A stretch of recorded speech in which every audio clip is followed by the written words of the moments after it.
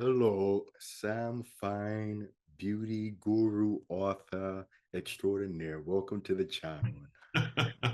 My pleasure, my pleasure. This is a very different type of interview for me, so I'm excited about it. So, what I wanted to talk to you about today was just the relationship between makeup and music, because one of the things that attracts us, particularly myself, to a lot of divas and artists is the glamour of it all.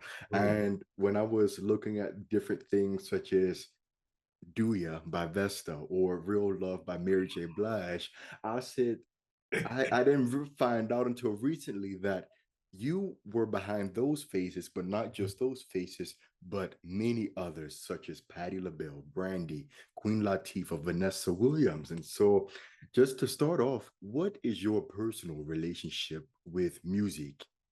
Gosh, I'm all over the place. I'm one of those folks who really waits for music to kind of calm down. So if Adele or someone just has an album coming out or Beyonce's album just came out, I'm gonna wait usually to savor it. I don't like to join the masses. I don't even pay for Pandora. That's how bad I am.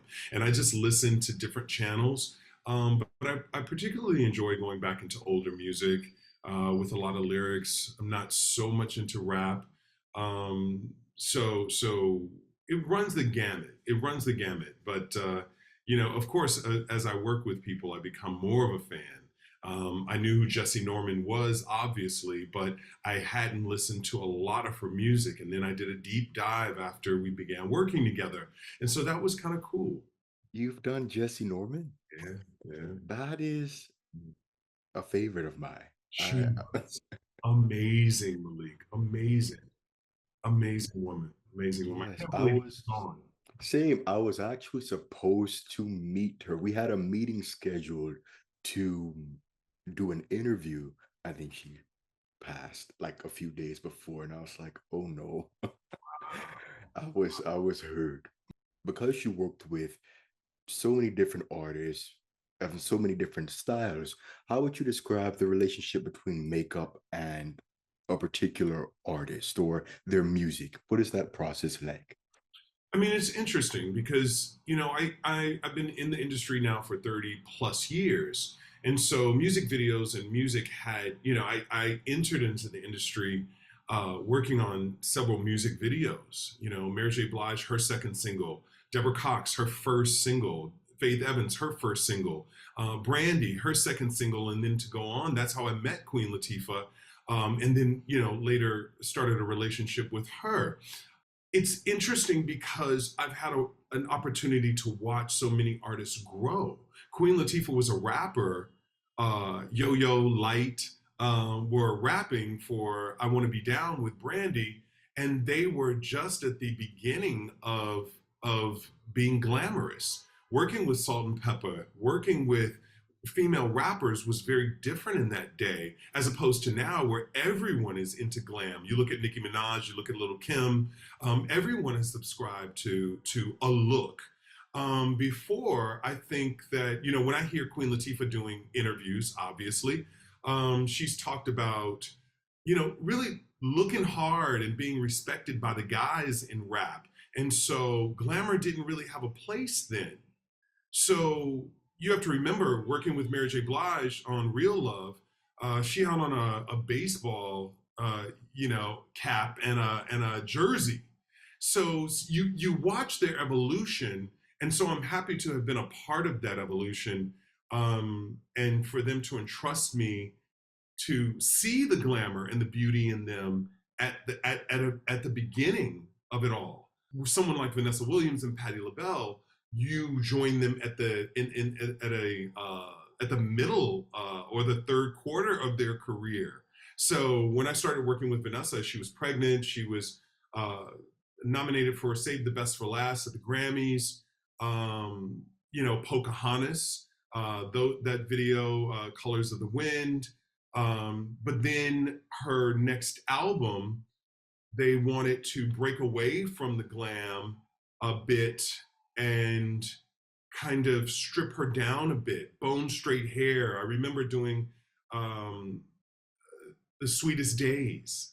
and she's walking along Central Park, and her hair is bone straight, which it had never been before. It was always very big and teased, and so it was really interesting because I catch people at different times. When I did Missing You with Tamia, Shaka Khan, and Gladys Knight, it was very different. It was the beginning of Tamia's career.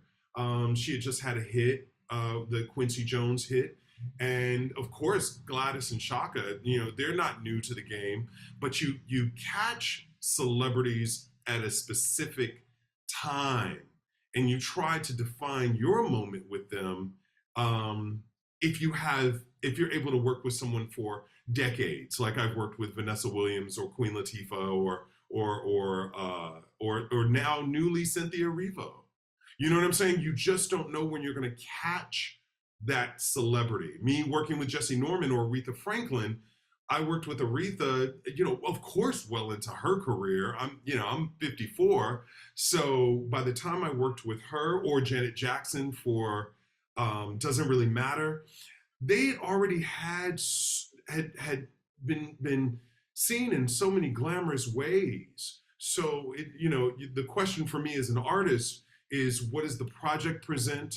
What are they trying to convey today, and how to kind of move them forward with the times. It's different than having met the artists, Mary and Brandy and Faith early on. When you come into someone's life like a Jessye Norman or Aretha Franklin or a Gladys Knight, Shaka Khan, it's very different. Make sense? Yes, which actually leads into my next question because Aretha Franklin is actually my favorite singer of all time. And so I know she also didn't let many people touch her face. And, and so in doing my research, I learned as it pertains to Black women in music, the idea of a makeup artist is still fairly new. A lot of Oh, them were totally. doing their own makeup prior to. So could you just talk a little bit about that transition from like the Aretha, Patty's, Dion's doing their own to transitioning to trusting someone like yourself to do their own feces? I started in the early 90s. Um, and I was introduced to Patti LaBelle by her makeup artist, her then makeup artist, Fran Cooper. And many times in this industry, there are people that you work with, but they may not be available, and the show must go on. And working with Patty was so special because uh, I was working with her background singers, and she turned around and said, "Okay, who did Debbie's face?" And of course, I'm assisting Fran, but when Fran wasn't available, she recommended me. But I feel like having a makeup artist at that time was about marketing, was about how much money they understood the MTV era. It was about music videos. Now it wasn't just a voice on a record. You had to be seen. And I think to many artists' detriment, when you see Jill Scott, you could barely see her face on her first album cover. Kelly Price, it was really close because they didn't want you to see her full figure. We know about the whole Martha Wash scandal, them using her voice because they wanted to replace her with someone who was more fitting to their group. And I think that these appearances and music videos made everyone aware that you kind of needed a team.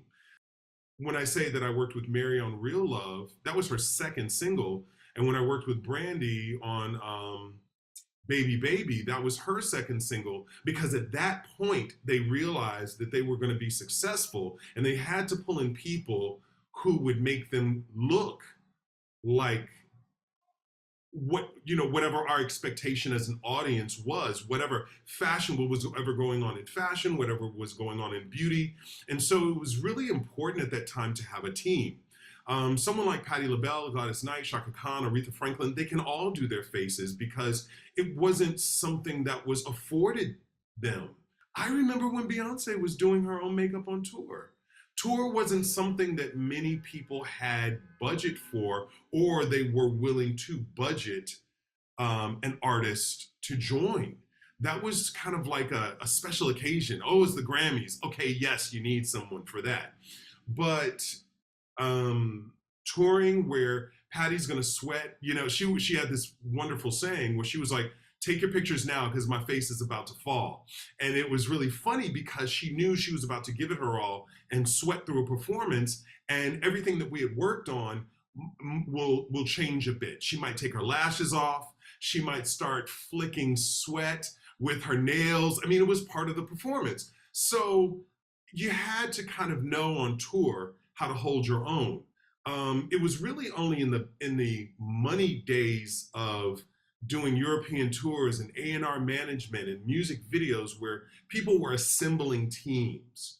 Think about all of the work that went into deciding what Vanessa Williams, a former Miss America, would look like for album packaging. What would her music sound like? So this look had to speak to the sound. And at the beginning, and I really started my career around that time, and that was really my foundation of my career because I was working in fashion, but now was a time to bring that fashionable look to these celebrities. You know, so celebrities weren't on magazine covers then. Singers weren't on magazine covers. The models were ruling. This was the era of supermodel. So bringing some of that allure to celebrities was part of my job. Like speaking of the Vesta Duya video, I think that would be 91.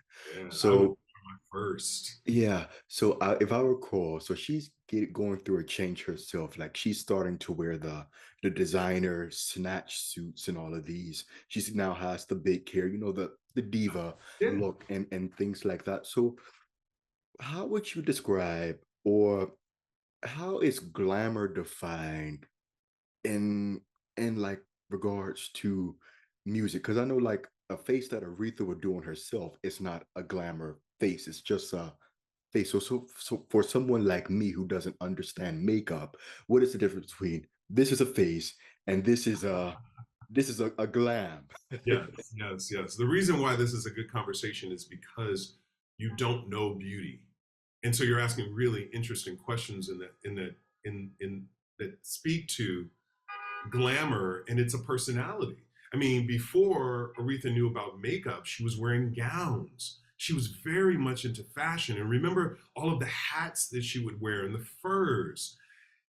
Aretha was a diva long before she met Reggie Wells and myself, Frank Cooper. She was well into it, but just like you would go to a store or go to a designer, Patty would have different designers work on different outfits for stage. They knew that there had to be something extra. And I think that someone like a Patti LaBelle obviously knew that coming from LaBelle. She was always been into the fans and the hair. I mean, I didn't work with her during that period, but I started working with her around Burnin', this classic red lipstick. She was wearing Donna Karan. She had tamed her hair and was wearing it shoulder length. But that even started to change. I think that there were always artists who knew that they had to do it for themselves, but who wants to do their own hair, who wants to do their own makeup. Now we're ushering in a different era where it's not the person who dresses me, it's not the person who, it used to be where the person who dressed them also did their hair and makeup. And when you really go old school with it, it was kind of an artist who kind of knew how to do it all. Makeup really is a luxury piece for a lot of performers, or was a luxury piece for performers. And so it's really interesting to see how it's kind of grown into being a major part of how we see celebrities today. So speaking on that topic of hair, what is the relationship between the hair and the makeup? I mean, you go to black women have always dealt with their hair. So they'd hire a hairstylist long before they'd hire a makeup artist. In fact, I remember when I started working with Patty, her dear, Norma used to dress her. She would do her hair. That's what I'm saying. Like, it was really old school. When I worked with Nancy Wilson, she worked with John Atchison. She knew how to get her hair done. And that was always something that was very important for Black women in general. But I think makeup, because of the lack of products that were, available, and also the level of artistry that knew how to deal with their skin tone and how to bring their features out, were so few that they just did it themselves. So I think that a lot of these women, as long as I can think back, always there was a hairdresser involved. I think the makeup artist was always new. So when I started working with Patti LaBelle, uh, Norma was very kind of like, we used to spar a bit because I was new in the room. It wasn't, a normal occurrence to have travel with a makeup artist, to work with a makeup artist. Patty might have done her own makeup and come down and gotten her hair done by Norma and then get her dressed. So it was another additional ingredient now to getting ready. So it's really interesting. And Aretha was very interesting. And she's not shy at all. She would say, I need more liner, or I need more of this. She was very much knowing what reads on stage and also what makes her comfortable. At the end of the day, these are real women who are approaching the stage, who makeup and hair and costumes help them to feel confident in order to perform.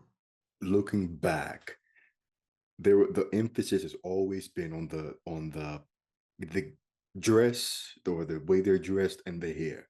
Oh yeah. Oh yeah. Okay. So I don't since think anybody was looking at LaBelle thinking these girls, their makeup is so amazing. It was out there but they were putting so much more emphasis on the clothing and the hair and those things. Even when you think of Ross was all about wigs. The Motown movement was about wigs. Makeup came, like, this really, really black brows that were just, enough to show up against brown skin. We didn't have different shades, and they didn't have artists who were, showing them how to do makeup in those days. So they were left to their own devices. So I don't think it was really about makeup. I think it was much more about hair and gowns. continuing in that vein, because makeup was seen as tertiary in Mhm. the package, does that have an effect on you as an artist? I came at a very specific time. Music videos were very important to an artist's success. So having a makeup artist now, and a good makeup artist, became very important. I went on to work with Patty for a decade. Um, I wound up working with Mary J. Blige for decades. I wound up doing several music videos with Faith and Mary J. Blige and Maya and Escape with Light, and of course my relationship with Queen Latifah is still ongoing. Is ongoing. So you grow with them, and I think that the importance is stressed when people get a chance to see the difference. When I started working with Patti LaBelle, a lot of people had thought that she had had cosmetic surgery. It was just highlighting contour and where I was coming from and where I saw and took her face. So it was always this kind of running joke. It's actually a quote in my book that people would ask her, like, had she had work done, because that was the power of what makeup can do. There is talk still to this day in the music space that she got her nose done around 91, 92. Oh no, she talks about that. She talks about that, Yes. for sure, for sure, for sure. She talks about that, but I mean about, like, looking younger. You Mhm. know, these are women in an industry, in a very ageist industry, and so looking your best and having designers now. All the designers dress all of these stars. That's just part of the evolution. Clothing was important, of course, but it wasn't nearly as name brand and designer. The relationships weren't as important then. You knew Aretha would come out in a gown, but who's now you've got people on the red carpet asking them, what are you wearing? I remember when I worked with Vanessa Williams for the Oscars, she was performing Colors of the Wind, um, and she did the red carpet in this brown Versace dress, and she didn't change for the performance. When Janet did, when she was nominated for Poetic Justice, her song, she wore a white suit, she performed in it. Nowadays, artists have 3 and 4 outfit changes during the night. So you're living in the height of it all. Hair, makeup, wigs changing every time you turn around within one setting, as opposed to my entrance into a time where makeup and hair were becoming pivotal to an artist's success. Something else you're credited for, is redefining how glamour presented on itself and, with Black women. So I'm not sure how often you are on Twitter, but every 3 or 4 months or so, there's this picture of Donna Summer and Michael Jackson at the Grammys. Mhm. And I think it's 1981. And Donna's face is white. Yeah. with red right here. And Mhm. so, and then it's just like, and then you get to the 90s, which is when you come in and everything matches. So what was going on in between that time? I think a lot of white makeup artists, you have to realize, someone like Donna Summer, someone like Patti LaBelle, um, at a certain point in their career, Whitney Houston, all they were introduced to at that level was the top white makeup artists. There were very few of us. There were very few of us. Reggie Wells, who worked with Aretha Franklin and Shaka Khan, Roxana Floyd, who worked with Jill Scott, Janae, uh, Angela Bassett. There were only a few of us, and with me being the youngest, I think I had a different perspective. Also, I was working in fashion. I was doing all the runway shows. I was working with Naomi Campbell, Tyra Banks, Iman. So I was able to bring that cachet and also that fashion look to these artists. So answer your question, what was happening between that time was they only were looking to hire the Vogue stylists, the Vogue artists, the Vogue hairstylists, and sometimes to a Black artist's detriment. I remember doing Deborah Cox for Sentimental, and Brett Ratner hired Didier Malige, a wonderful, amazing hairdresser who had no idea what to do with her hair. We've never seen her hair look like that since, because that was the last time they worked together. But a lot of times people think bringing in the best person is oftentimes bringing in the best white person. And so you end up with people who aren't familiar with their skin tone, aren't familiar with the cosmetics that are available for women of color, which were very few in the early 90s. Fashion Fair and Floyd Roberts, but they weren't enough brands that were speaking to the nude shades and everything that was about to explode. Everything that with Kevin Aquan, another famous makeup artist, was doing on Linda Evangelista and Naomi Campbell, it wasn't easy to translate that to women of color because those cosmetic lines hadn't been born yet and those shades hadn't been created yet. So you had to be very creative. So now you're taking a very well-known makeup artist and putting them on someone, and they don't not only have the skill, they don't have the product to work with. So there are a number of factors that impede that getting to that space that we're in now. But even still in all of that, their hair was always done. So have there always That's a been Black woman. A Black woman, you're gonna find a hairdresser. okay. Everyone's going to get their hair done because you grew up knowing a hairdresser. You didn't hmm grow up with knowing about makeup. Most of these women came. I think about my mom. She wore very little makeup, but she knew how to do my sister's hair. She knew how to take them to a beauty salon. It was part of our DNA. Straightening hair and wearing wigs was part of our heritage. So that wasn't something that was going to look so bad. Makeup wasn't something that a lot of Black women grew up with because cosmetics weren't readily available. So you don't find a lot of specialty. You didn't have a lot of makeup artists who really knew what to do. So I just hit the right time at the right place, I guess.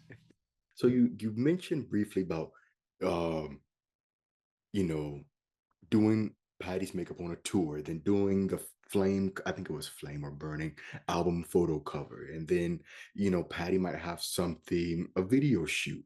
So is doing her face for these different scenarios as an artist and musician, does it transfer over? Do you have to do something different in each scenario? Okay, so that's a great question. I would say to you, is she wearing the same outfit in the music video that she's wearing on a tour? On a big tour. Is she wearing that same outfit to the Super Bowl to perform halftime? No. So you've got to switch it up. You've got to know. I mean, Patty was very um, one of my favorites and really raised me in this industry to understand the point of difference. So she would say, Sam, paint me for the cheap seats. I want them to see me tonight, and if that meant a bigger lash or more contour or higher brow, you could just go into a whole other space for a performance and being on tour as opposed to a photo shoot, because a photo shoot's not going to read these glitter and contour, really hard contour. It's not going to read it as beautiful. It's going to read it as harsh. So you have to know the difference between the two. So I think that's another reason that many artists could do their own makeup on tour, because it wasn't so heavily scrutinized, as opposed to an album cover that lives and lives and over decades. So it's very different. Some people would only call you in for the special things, than other artists who had more budget and were and their part of their persona was attached to beauty and elegance and gowns. And I mean, think about how many times Diana Ross changed during a concert, and the hair and the gowns, those kind of things have to have a balance. And so, whether it's a photo shoot or being on tour or an advertising campaign, those looks have to change. They're different versions of that artist, for sure. And on the topic of like products, so um could you briefly just touch on like when Patty and Aretha and them are doing their makeup and to when you come and to even today, like what products were available then when you come in and then now? I mean, then I was mostly shopping at drugstore. Many brands catering to women of color were in drugstore. They weren't in department stores. The only thing that was in the department store were Flory Roberts and Fashion Fair, and those were great. But if you wanted, a different powder or a different bronzer or something like that, you had to go to the drugstore. So even today, makeup artists are always the people who are introducing um, our clients to different types of makeup, different formulas, different looks, because it's at our hands that they're learning. So when I'm not there and Patty has to do herself, or she's not going to take someone out for a brief tour, she's like, Sam, can I have that? Can I take that? Oh, I like that lip liner. Oh, that was the perfect brown. This is the one you use, right? Or this powder. Those things become a part of their armor, so to put their best face forward, especially when you're not there. I mean, I remember FedExing Queen Latifah makeup for a performance because she didn't have, like, oh, I don't have what you have. Well, you're not a makeup artist, so it's important to kind of arm them so they feel that they can have something that reminds them of the work that you've created over and over, and they can mimic that to the point that sometimes they can come really close. I've watched many a celebrity and model mimic my work, and I'm in awe because they come so close to it. Because we're also teaching them how to put your best face forward. So you are, while you're doing their faces, you're also teaching them how to do their own. I mean, I don't like to, but it's inevitable. I mean, you spend enough time with someone, they're like, "What's that?" Okay, okay, let me finish. It's like you're cooking, in the kitchen, and now you've got someone else asking you, "What's that? What's that? How did you measure that?" You just know what to do, and so having to explain that can slow you down. But if you're working with someone, as long as I've worked with Vanessa Williams and done a film with her, and she knows that a beige pencil inside the waterline of her eye makes her blue eyes bluer, and the whites of her eyes stand out, then she's going to ask for that product. The last question that I have is would be since you've begun Yes. and since you've been in all these different industries, well, it's a two-part question. Mhm. How has what we consider beautiful as it concerns makeup changed? But also today, being a veteran in this industry, do you see like the new girls or the new makeup artists and be like, oh, I started that. I did that. Do you see your impact or on the girls today? Absolutely, definitely two questions for sure. Do I see the effect of what I've started in the early '90s? Absolutely. But you also have to realize that many of them are have been my assistants.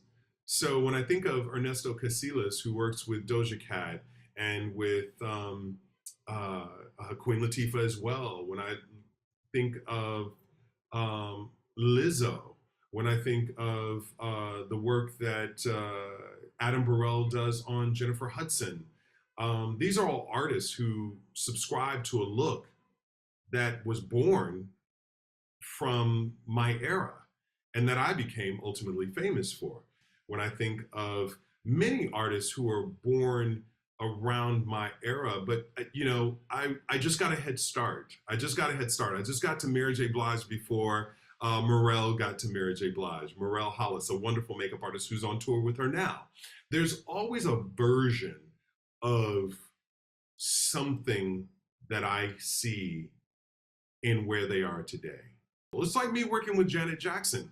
Um, her former makeup artist Kevin Aquan laid the groundwork so beautifully for me to come in and expound upon. So to think that I don't have him to thank for laying that blueprint, come on.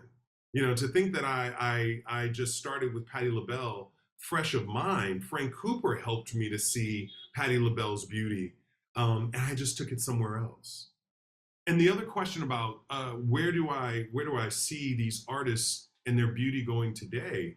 I think they're having a lot more fun with their beauty and their image. I look at uh, many of the younger artists, the Nicki Minaj, the Doja Cats, the Lizzos. They're having a lot of fun with makeup, and they're young enough to continue to play in makeup.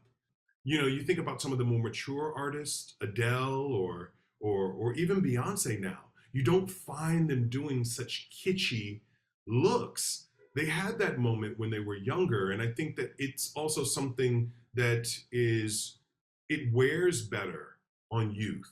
And when I'm working with Nancy Wilson or Patti LaBelle or even Queen Latifah, who's 52 years young, I don't think about something that is going to be so outstanding that I can't look back at it in 20 years and still call it beautiful. I'm not using rhinestones and glitter. Queen Latifah is an Oscar nominated actress now, so I want her to look the role. So it's important to me to be able to look at a music video or an artist and look back at it and remember and still feel that it's as beautiful as the day I created it. I enjoy my classic beauties, and I always say you attract who you are. Although I'm known for Vanessa Williams and the Janet Jacksons and the very glamorous looks, I've also worked with Tracy Chapman and Bjork. So I don't. Oh, They still require makeup artists, and there's a makeup artist for every personality. So it's not just glamour. You'll find that a lot of artists have other clients who may not be as well known for those glamorous looks, but there's usually still a makeup artist on set. thank you so much again. I learned a lot.